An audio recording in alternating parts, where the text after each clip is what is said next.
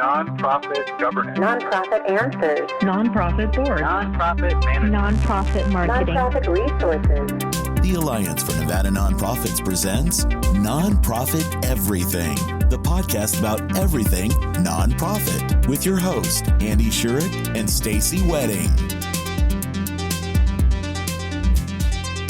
Welcome, everybody, to another episode of Nonprofit Everything. Happy New Year. This was our first episode back after the holidays. We hope you had a fantastic holiday and you're feeling less stressed than we are.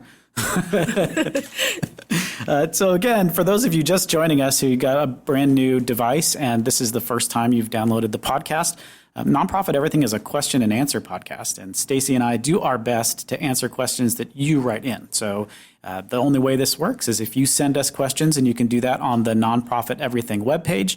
You can do that on the Alliance for Nevada Nonprofits webpage. And by the way, Alliance for Nevada Nonprofits is the presenting organization. They are the ones that make this possible. So thank you to them.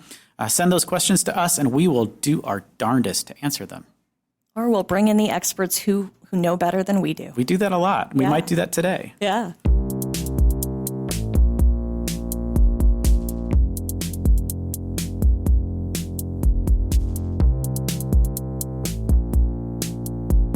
Okay.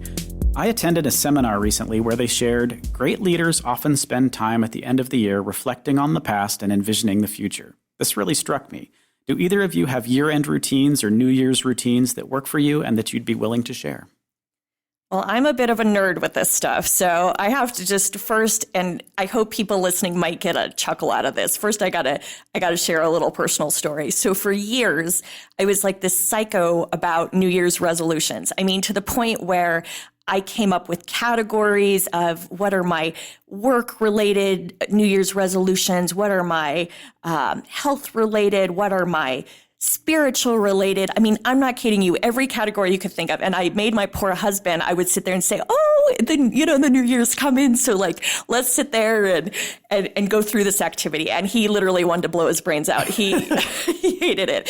Anyways, and then I found after doing that for a few years and realizing it was a complete exercise in futility, I was like, yeah, that was just like a massive to-do list that really had no substance behind it. So I now take a different approach and don't believe in New Year's resolutions, but believe in setting maybe one or two really big goals for the year, but breaking that down into little micro actions, micro tasks I can take every day for like the first month.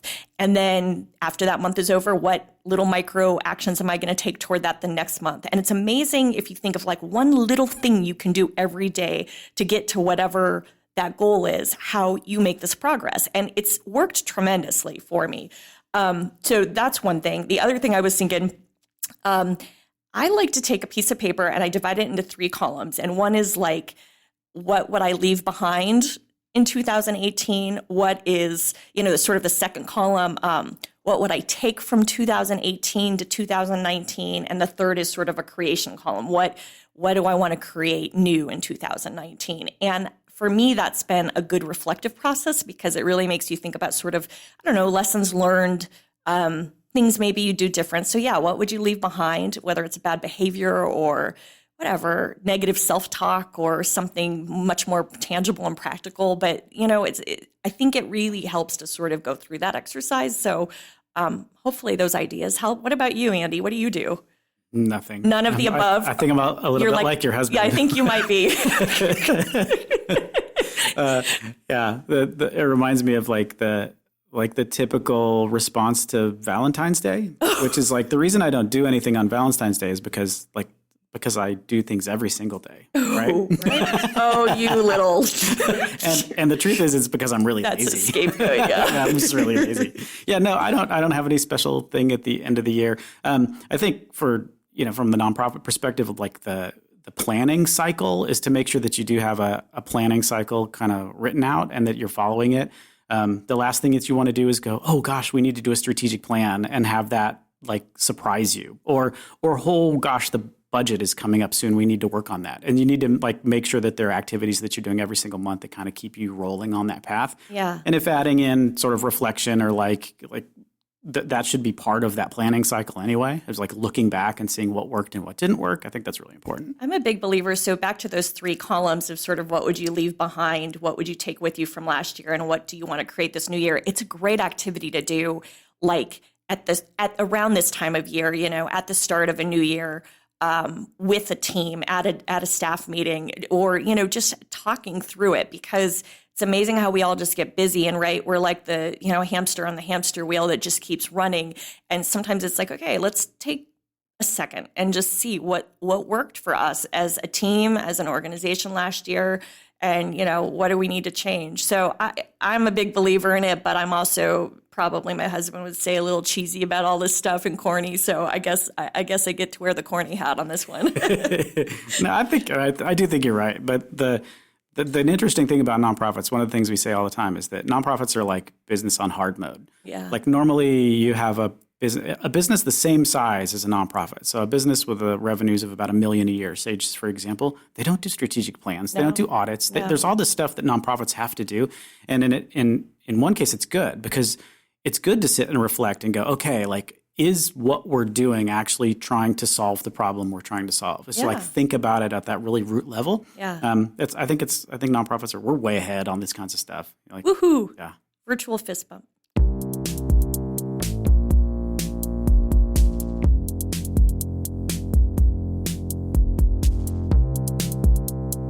Our nonprofit has an annual budget of $550,000, and we can only afford a part-time development director or a grant person. Is it unrealistic to expect one person to fill both roles? If I have to decide, which role is a higher priority? So my first answer is yes, it's unrealistic.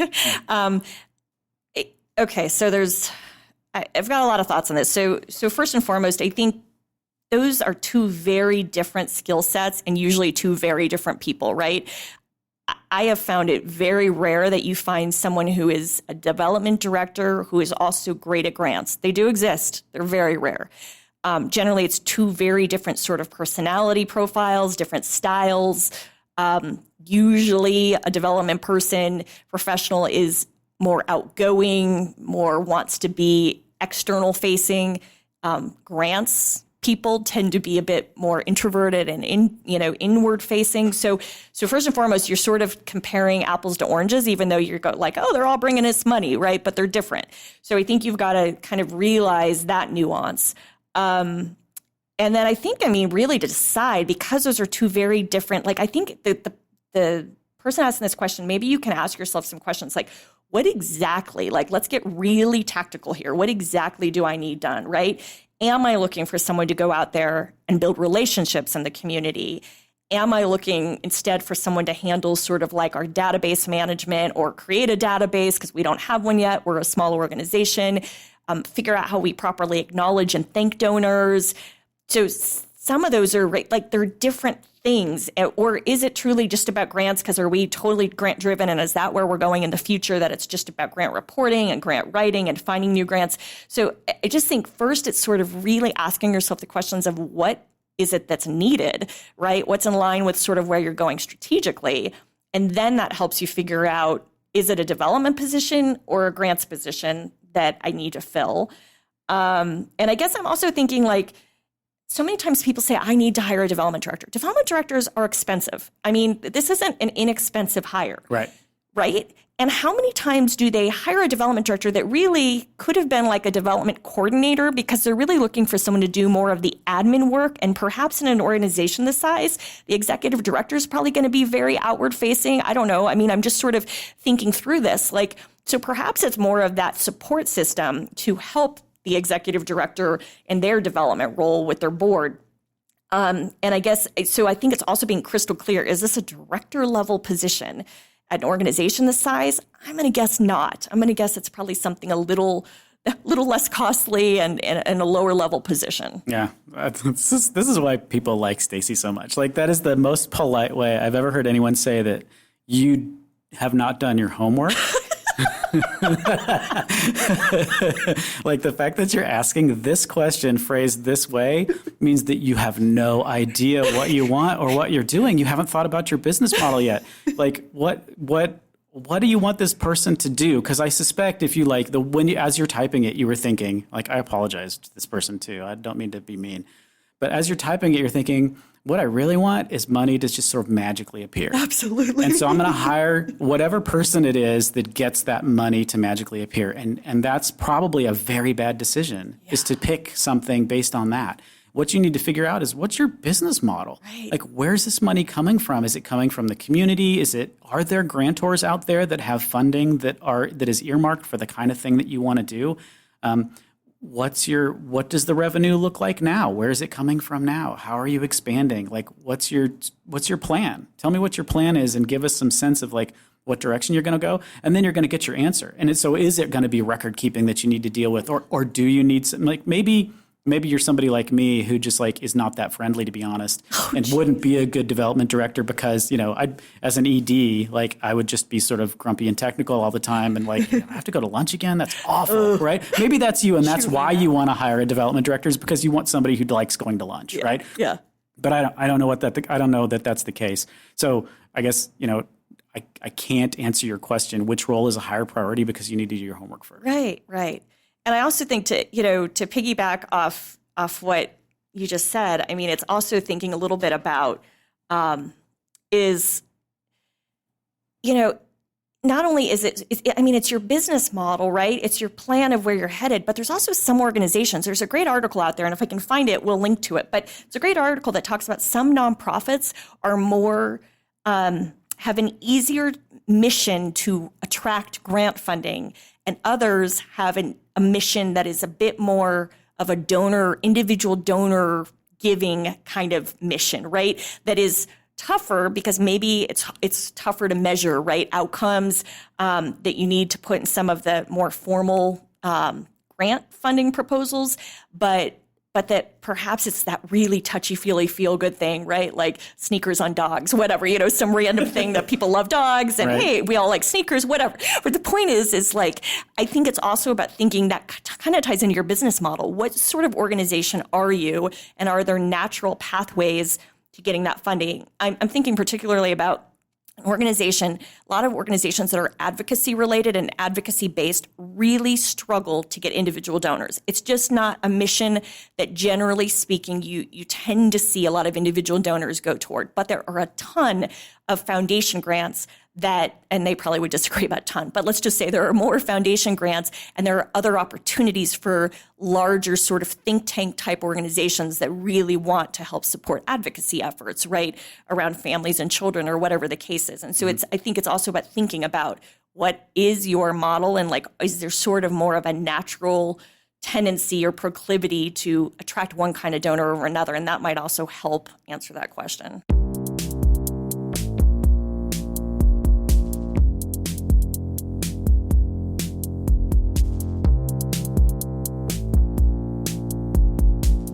All right, everybody. Well, I am excited to have Greg Wilken back with us today from Endunamo Consulting. Did I say that properly, Greg? You did, yes. Okay, I sometimes butcher that name. Props to you. Most people don't get it correct. Okay, well, hey, I'm learning, right? But Greg is an HR guru and one of our really active listeners, and we appreciate that. He's been a past special guest.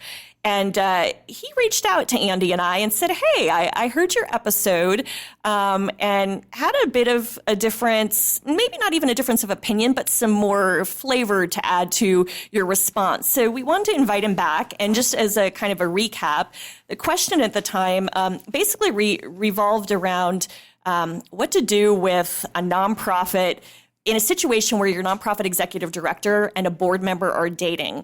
And for those who may recall or may have listened to that episode, Andy and I sort of talked around the issue quite some time, never really came up with a, for sure, sort of a definitive answer. But we did talk a bit about, is it a nepotism policy? Is there room for some conversation? And so anyways, with that said, that gives you a quick little recap of where we were. Greg, any thoughts on this topic? Sure. Thanks, Stacey. And before I begin, just Happy New Year to you and Andy and to all your listeners. Hope it's off to a good start. So,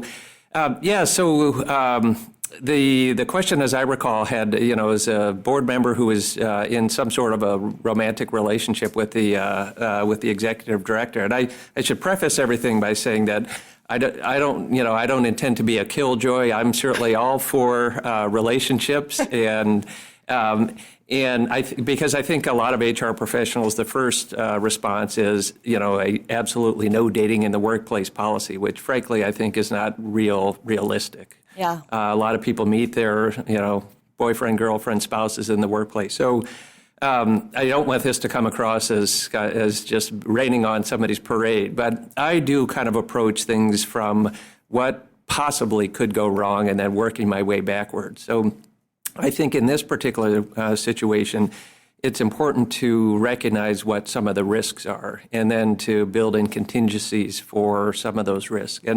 And I've kind of identified them in three separate areas: the possibility of a sexual harassment claim, the possibility of a conflict of interest between the ED and the board member, and then finally, and most seriously, but also most probably rarely, is an instance of workplace violence. Ooh. And I'll talk about that. That's, it's certainly the most serious, but probably the most unlikely to happen. But I think the potential for a sexual harassment claim is one that this organization or any should be concerned about.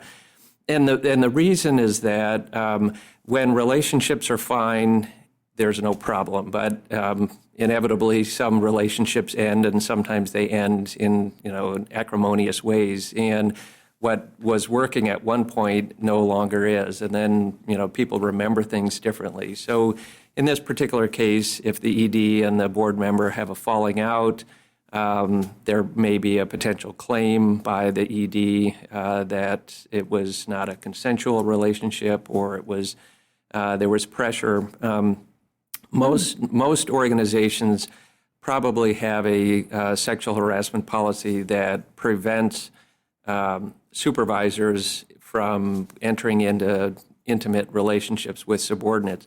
To the extent that the ED here reports to the board, you could consider that to be a reporting relationship. And if the organization is holding people on the staff accountable for those types of relationships, it may raise a possible, well, how come we can't do it and it's okay for the ED and the board? Well, yeah, I'm thinking about the power dynamic, right? I mean, there's this power dynamic with the board, and the board is a governing body, right? That hires and evaluates and potentially fires an executive director. So I could see even more so, when you think about a sexual harassment claim, I could see it easily going into an executive director that could position it as, I felt coerced to get into this relationship. It was, whatever that word is, right?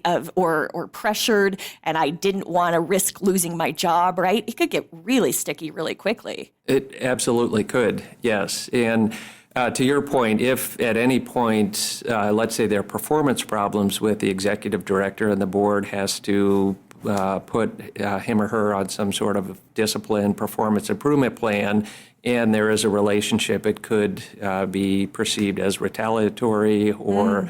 So as you in the first podcast in this, when you used the word sticky, which I think is a good word, it does raise a lot of sticky issues.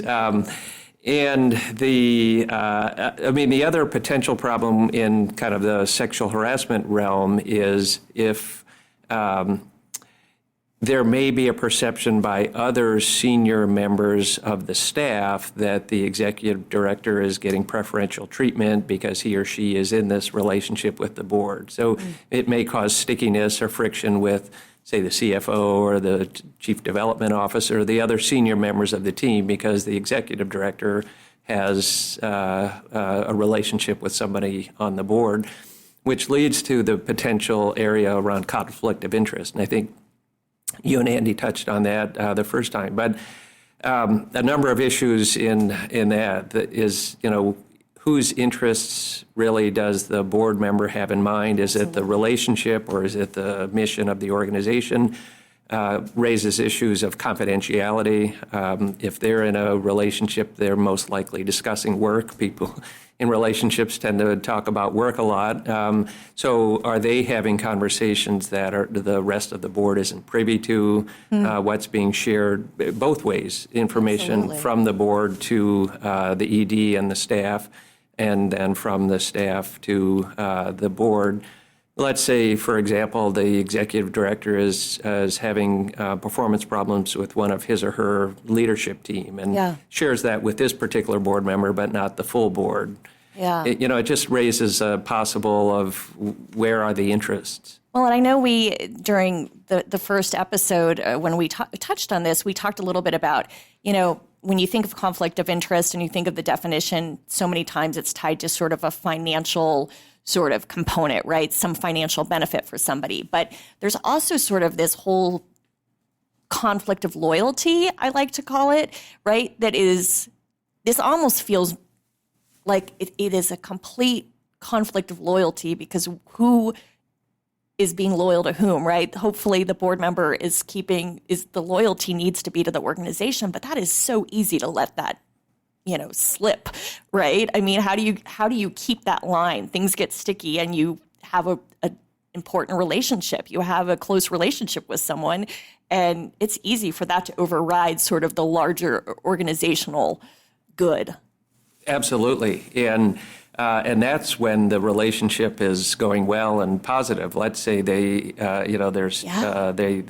arguments, there's tension, there's friction between the two who are in the relationship. Then what happens to your loyalties?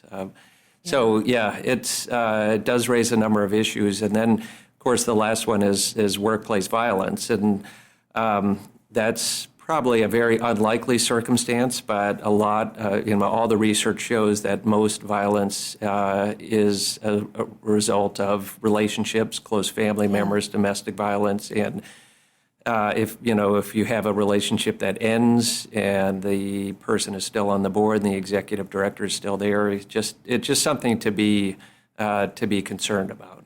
So, one overriding question, I think, thought that Andy and I wrestled with during this episode was, when you think of a lot of smaller nonprofits and ones that have just started, right? They pull board members.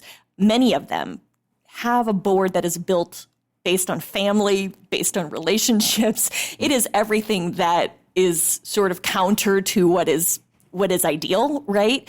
And yet it's the reality of a nonprofit getting its start. So do you have any words of wisdom for those really tiny nonprofits listening to us that are maybe just starting and have a spouse that, is in one role, or a volunteer executive director and then a board chair that's the spouse, or whatever it might look like? I mean, sure. Well, plenty of words. I'm not sure how wise they will be.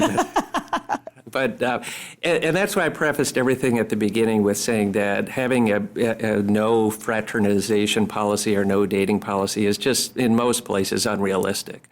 I think really the best approach is to be very transparent. Everyone knows the relationships, and to be open about them, and then to take that into account. So it might mean a board member recusing him or herself from a decision. Certainly if there's a relationship and there's a discussion about compensation for the executive director, that would probably be something that the board member would need to recuse him or herself from.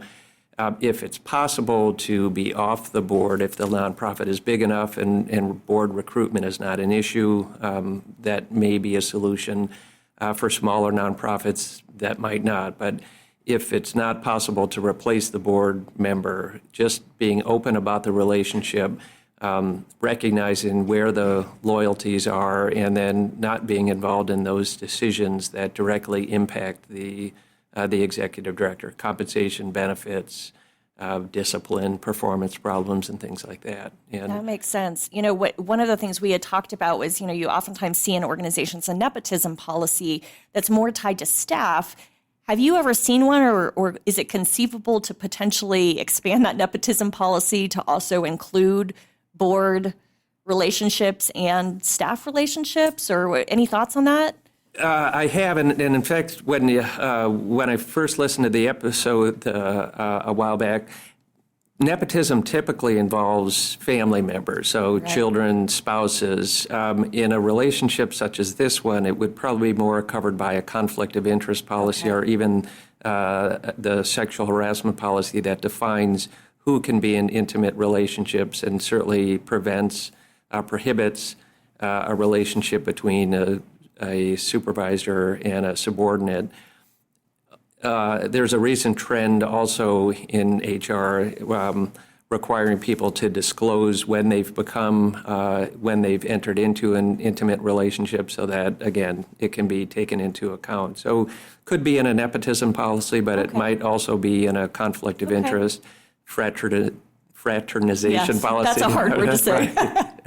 And then to the extent that they have a anti-harassment policy might also be found there. So I guess the bottom line in all of this is to, number one, be very transparent and to have policies that take into account some of the contingencies I mentioned. Hopefully there will never be a claim of harassment or conflict of interest, and certainly no instances of workplace violence. But being kind of forward-looking about what might happen and having policies that outline how the organization will react and what the expectations are really goes a long way to making sure that everyone there aren't any sticky issues, I guess, so to speak. That's sticky Everything is smooth. Yes, let's stay away from the stickies. So. Right.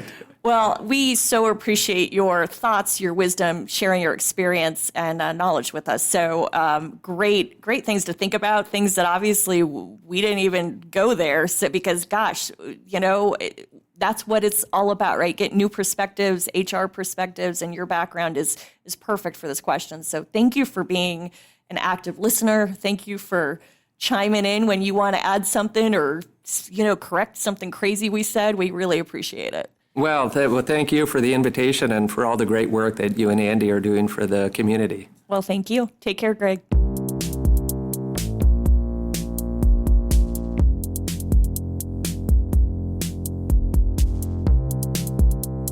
Thanks for joining us. And as a reminder, send us your questions. We'd love to answer them. You can check us out at nonprofiteverything.com. Submit your question.